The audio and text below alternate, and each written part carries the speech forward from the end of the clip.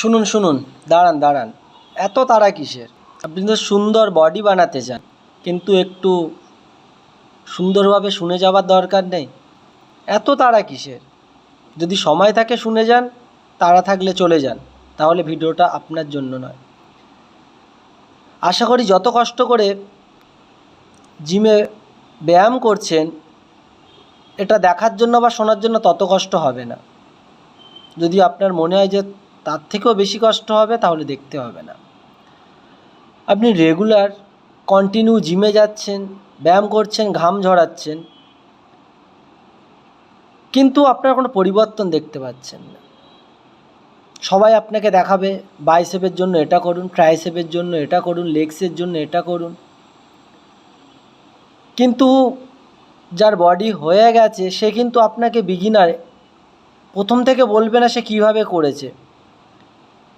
সে একটা জায়গায় চলে এসেছে এবং সেখান থেকেই সে আপনাকে বলছে বাইসেপের জন্য এটা করুন, বাইসেপ কাল, হ্যামার কাল করুন, ডাম্বেল কাল করুন, কিন্তু আপনি তো ওখানে যেতে পারেননি।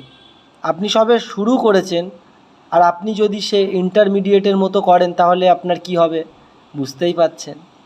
সুতরাং সময় নষ্ট, মনে কষ্ট, টাইম নষ্ট। ওর জন্য বলছি, যদি সময় থাকে শুনে যান কিভাবে শুরু করেছেন, কিভাবে করবেন। আপনি মনে করুন আজ থেকেই জিম শুরু করবেন, তাহলে ভিডিওটা আপনার জন্য, এবং আপনি শুরু করেছেন 1 মাস হচ্ছে, ভিডিওটা আপনার জন্য। যদি পরিবর্তন চান তাহলে দেখুন, জিমে সাধারণত যে 5টি ভুল করি আমরা, যে কারণে আমাদের কোনো বডির ইমপ্রুভমেন্ট হয় না, বডির চেঞ্জেস দেখতে পাই না, সেই 5টি ভুল কী কী? 1, আমরা ওয়ার্ম আপ না করেই ব্যায়াম শুরু করে দিই। এটা আমার সাথেও হয়েছিল কিছুদিন আগে। ওয়ার্ম আপ না করেই 90 কেজি নিয়ে স্কোয়াট মারার সময় আমার পায়ের মাসেল টান ধরে গেছিলো এবং রীতিমতো সেখানে শুয়ে পড়েছিলাম। কারণ কেন? ওয়ার্ম আপ করিনি। এবং আমি জানতাম না সেটা না, আমি জানতাম ওটা হচ্ছে আমি ইগো লিফটিং করছিলাম কারোর সাথে, সেই কারণে।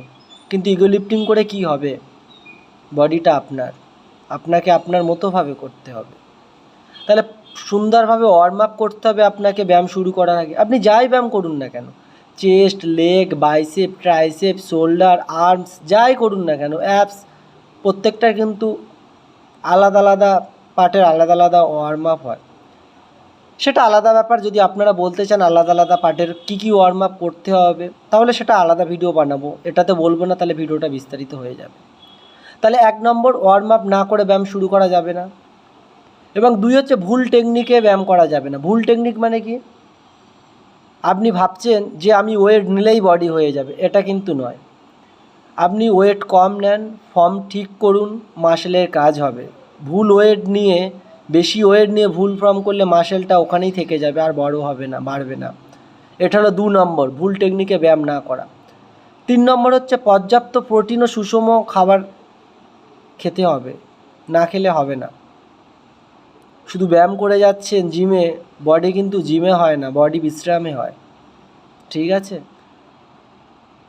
গুড প্রোটিন খেতে হবে, গুড ফ্যাট খেতে হবে, কার্বোহাইড্রেট খেতে হবে, তবেই আপনার বডি হবে। 4 নম্বর কি? পর্যাপ্ত পরিমাণে বিশ্রাম নিতে হবে। বিশ্রাম না নিলে কিন্তু হবে না, রেস্ট নিলেই বডি হবে, শুধু ব্যায়াম করলে নয়। সবার সাথে সবার কিন্তু লিঙ্ক আছে। আর একটা হচ্ছে 5, সবথেকে ইম্পর্টেন্ট যে বিষয় হচ্ছে ধৈর্য হারিয়ে ফেললে হবে না। আমরা শুরু করি 2 দিন 4 দিন, দেখছি সে 2 বছর ধরে ব্যায়াম করছে, অ্যাপস, কাটিং, ব্যাক, লেগস, ও মাই গড, কি বানিয়ে ফেলেছে। তাকে জিজ্ঞাসা করে দেখবেন কতদিন ধরে, কেমন পরিশ্রম করছে, কেমন ডেডিকেশন, হার্ডওয়ার্ক কেমন করছে, তবে আমরা তো সেটা দেখি না। অবশ্যই হবে, আপনি কন্টিনিউ করুন, আপনার ট্র্যাকে থাকুন, ট্র্যাক থেকে বিচ্ছেদ হবেন না। ওর মতো কেন, ওর থেকেও ভালো হবে যেমন আপনি ভাবছেন। তাহলে 5টা কী বললাম আবার রিকল করছি। ওয়ার্ম আপ না করে ব্যায়াম শুরু করা যাবে না, ভুল টেকনিকে ব্যায়াম করা যাবে না, পর্যাপ্ত পরিমাণে প্রোটিন ও সুষম খাবার খেতে হবে, পর্যাপ্ত পরিমাণে বিশ্রাম নিতে হবে, ধৈর্য হারিয়ে ফেললে হবে না, দ্রুত ফলের আশা করলে হবে না। তো যদি আপনারা এটা না করতেন, ওয়ার্ম আপ না করে ব্যায়াম শুরু করতেন, বা আপনাদের কারোর সাথে মিলে গেলে আপনারা কমেন্টে জানাবেন। এবং আমি এসব নিয়ে পড়াশুনো করেছি এবং পড়াশুনো করছি। যদি আপনারা বলতে চান আলাদা আলাদা স্পেসিফিক বডি পার্টে ডিফারেন্ট ওয়ার্ম আপ কী করতে হয়, যদি আপনারা কমেন্ট করেন, ভালো কমেন্ট আসে, তাহলে আমি জানাবো। তা চলুন, আজ এই অবধি।